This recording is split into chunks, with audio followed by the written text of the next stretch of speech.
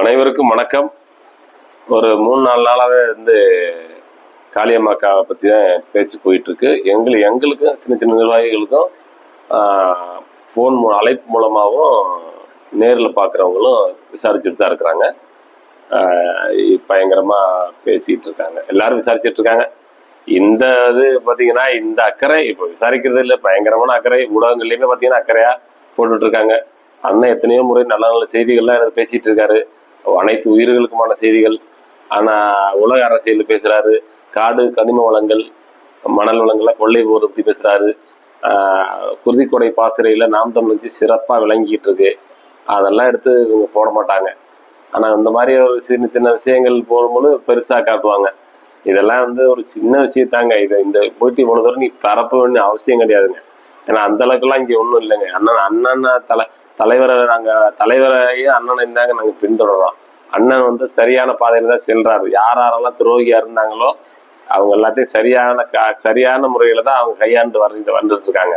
அதனால இதில் பற்றியெல்லாம் நாங்கள் ஒரு ஒரு துளி நாங்கள் சோர்வடைய போறதில்லை.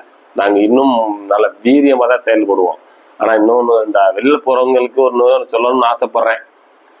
எங்களெல்லாம் பார்த்தா என்ன கேனப்பையில தெரியுதா உங்களுக்கு? 5, 10, 10, 100 நாங்கள் சேமிச்சு ஒரு பொது கூட்டத்தை தயார் செய்வோம்.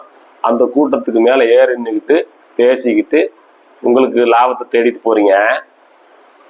நீங்க செஞ்சது மிகப்பெரிய துரோகி. கருணா தான் அண்ணன் துரோகிம்பாங்க. ஆனா அதை விட நீங்க மிகப்பெரிய துரோகியா இருக்கீங்க. அதனால நீங்க அதான் எங்களை பார்த்தா உங்களுக்கு அவ்வளோதான் இருக்குது. நீங்க சீக்கிரமா உங்களுக்கு காலம் பதில் சொல்லும்.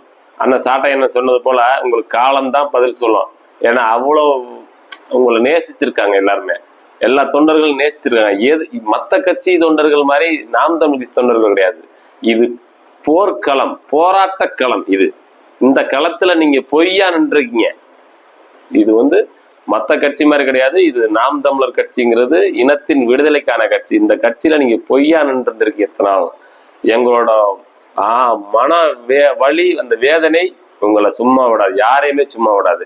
நீங்க ஒரு லாபத்துக்காக வந்திருந்தீங்க அப்படின்னாக்க இந்த நீங்க அதாவது இப்போ ஒரு தமிழ் தேசிய போராட்ட காலத்துல நீங்க இருக்கிறீங்க, உங்களுக்கு சின்ன சின்ன இடையூறுகள் இருக்குது அப்படின்னாக்க நீங்க தமிழ் தேசியத்தை உண்மையும் நேர்மையான நேசிச்சிருந்தீங்கன்னாக்க நீங்க உங்க வாட்டுக்கு உங்க வேலையை பார்த்துட்டு தமிழ் தேசியத்துக்கு மறைமுகமா ஆதரவு கொடுத்துட்டு தான் இருப்பீங்க. அப்படிதான் இருந்திருப்பீங்க. அப்படி இருந்தாதான் நீங்க உண்மையான போராட்ட காலத்து, நீங்க உண்மையான தமிழ் தேசியத்துக்காக போராடுவீங்க இத்தனால அப்படின்றது நாங்க நினைக்க முடியும். ஆனா இன்னொரு கட்சியில போயிட்டு சேர்ந்துக்கிட்டு எங்களுக்கு நல்லா கொடுத்துருக்கீங்க, சரியா? அதனால நீங்க இனி அதாவது இந்த போனவங்க போட்ட இதை பத்தி பிரச்சனையே கிடையாது. இனிமேலு யாராவது போனீங்கன்னாலும் சரி, இல்லை போனா போயிருங்க, இப்பவே போயிருங்க. ஏன்னா நாங்க 5-10 பசங்கிட்ட எல்லாம் வாங்கி சேர்த்து வச்சு உங்களுக்கு ஒரு திருமண கூட்டம், ஒரு பொதுக்கூட்டம் போட்டு பண்ணி கொடுத்துட்டு திருப்பி உங்களை மாற்று கட்சிக்கு வழி அனுப்பி வைக்கிறதுக்கு அடுத்த முறை நாங்கள் பண்ண மாட்டோம். நீங்க போறதா இருந்தா இப்பயே போயிருங்க. அடுத்து நீங்க திருப்பி யாராவது போகணும்னு நினைச்சீங்கன்னா நல்லா இருக்காது. அது எங்களுக்கு செய்யற மிகப்பெரிய துரோகம். நீங்க தயவு செய்து இப்பவே வெளியே போயிருங்க. எல்லாருமே இப்பவே வெளியில போயிருங்க. யாரெல்லாம் போகணும்னு நினைக்கிறீங்களோ இப்பவே போங்க. நாங்க கொஞ்சம் நிம்மதியா சரியா நாங்க நாங்க இன்னும் கொஞ்சம் சீக்கிரமா வழி நடத்தி கொண்டு போக வேண்டியது. 2026 எங்களோட இலக்கு. அண்ணன் எங்களுக்கு மிகப்பெரிய இலக்கு கொடுத்திருக்காரு. 2026 நாங்க வெல்லணும், தமிழ் தேசியம் வெல்லணும். 12 காலமா நம்ம அடிமைப்பட்டு கிடந்தது போதும். அதெல்லாம் நீங்க இன்னும் பாத்தீங்களா, உங்க பிள்ளைகளை இன்னும் அடிமைப்படுத்ததான் போறீங்க. அதனால அங்க போயிட்டு இருக்கிறீங்க. நீங்க போறவங்க போயிருங்க. நாங்க எங்களோட பார்வையை, எங்களோட சிந்தனை, தெளிவான சிந்தனையை அதுக்கு பயன்படுத்த விடுங்க. இந்த மாதிரி உங்களை நம்பிட்டு நீங்க அந்த இடத்த நல்லா சரியா கட்டமைப்பீங்க, அந்த ஊரை அந்த மாவட்டத்தை நல்லா கட்டமைப்பீங்கன்னு சொல்லிதான் அண்ணன் எங்களெல்லாம் வளர்த்துட்டு இருக்காரு. நீ இப்ப கடைசியில ஒரே அடியை கழுத்து போட்டு போற மாதிரி இருக்குது. அதனால இனிமேல் போனவங்க போகட்டும். அதை பத்தி எங்களுக்கு ஒரு கவலையும் கிடையாது, சோர்வும் கிடையாது. ஆனா இனிமேல் போறவங்க போகணும்னு நினைச்சீங்கன்னா இப்பவே போயிருங்க. தயவு செய்து இப்பவே போயிருங்க. கஞ்சி கேட்கிறேன், இப்பவே போயிருங்க. நாங்க தெளிவான பாதையில போய்க்கிறோம். அப்படி இடையில நீங்க திருப்பி இப்போ இன்னும் ஒரு 3 மாசம் கழிச்சு, 4 மாசம் கழிச்சு, 1 வருஷம் கழிச்சு போயிட்டு இருந்தீங்கன்னாக்க அப்புறம் உங்களுக்கு இதான், நீங்க இன துரோகி தான். கருணாவோட உங்களுக்கு மிகப்பெரிய பட்டம் சுட்டப்படும். அதனால இப்பவே கிளம்பி போயிருங்க, நல்லா இருப்பீங்க. நாங்க வந்து ரொம்ப உண்மையில இது வந்து நான் வந்து சிரிச்சிட்டு பேசிட்டு இருக்கேன்னு நினைக்காதீங்க, மன கஷ்டத்துல தான் பேசிட்டு இருக்கேன். ஏன்னா வந்து ஒரு ஒரு ஒரு கூட்டம் போட்டு உங்களை வந்து மேல உட்கார வச்சு அழகு பாக்குறாருல அண்ணன், அதுக்கு அந்த காசு யாரு தெரியுமா கொடுக்குறா? என்னைய போல சின்ன சின்ன தொண்டர்கள், சின்ன சின்ன உறுப்பினர்கள், சின்ன சின்ன பொறுப்பாளர்கள் தாங்க கொடுக்குறாங்க. அவங்க கிட்ட சின்ன 10 ரூபா 5 ரூபா 50 ரூபா 100 ரூபாலாம் நாங்க வாங்குறோங்க. அவங்க விருப்பப்பட்டதை அதிலுமே அவங்க விருப்பப்பட்டதை தான் கொடுக்குறாங்க. அதுல வாங்கி அந்த காசுல அவங்களுக்கு மேடை போட்டு பேச சொல்றோம். நீங்க வந்து இப்படி இவ்வளவு ஒரு துரோகம் பண்ணலாமா? உங்களுக்கு மனசாட்சின்னு ஒண்ணு இருக்குதா? மனசாட்சி இருந்தா நீங்க இப்படி பண்ணுவீங்களா? யோசிச்சு பாருங்க. உங்களுக்கு மனசாட்சி இருக்குதா? அடுத்து திருப்பி நம்ம எதுக்காக நம்ம போராடினோமோ அது நேரு ஆப்போசிட்டா நீங்க மாறுறீங்க. திடீர்னு இந்த பாதையில போயிட்டு இருக்கும்போது கொஞ்சம் அப்படி போலாம், ஆனா இப்படி போயிட்டு இருக்கிறீங்க. அதான் மனசு ரொம்ப கஷ்டமா இருக்குது. உங்க பிள்ளைகளை திருப்பி அவங்கள்ட்ட போய் அடிமையாக்குறீங்க. அதுதான் அடிமையாக்கதான் கூட்டிட்டு போறீங்க திருப்பி. நம்ம வந்து 12 காலமா நம்ம வந்து அடிமைப்பட்டு கிடந்துட்டு இருக்கோம். நம்ம இப்போ வந்து தலை நிமிர்ந்து வாழ்றோம். அது காரணம் வந்து தலைவரும் அண்ணனும் தான். இன்னைக்கு வந்து அடுத்த நிலை மாறணும் அப்படின்னாக்கா நம்ம இன்னைக்கு இருக்க இதை விட நம்ம வந்து இன்னும் வந்து பல நூறு ஆண்டுகளுக்கு நம்ம வந்து தமிழர்கள் வந்து தலை நிமிர்ந்து வாழணும் அப்படின்னா அண்ணன் நினைச்சு இன்னைக்கு கட்சி நடத்திட்டு இருக்காரு. அப்புறம் திருப்பி அதே ஒரு அந்த சாக்கடைக்குள்ளேயே போய் விழுகும் பொழுதுதான் மனசு கஷ்டமா இருக்கு. நீ போனதை வச்சு எங்களுக்கு கஷ்டம் கிடையாது, ஆனா திருப்பி அந்த சாக்கடைக்குள்ளேயே போய் விழுகிறீங்களே அப்படிங்கும் பொழுது நம்மளுக்கு ரொம்பவுமே மனவேதனையா இருக்குது. உங்களுக்கு அறிவு இருக்கா இல்லையா, இல்ல சுய புத்தி இருக்கா இல்லையா?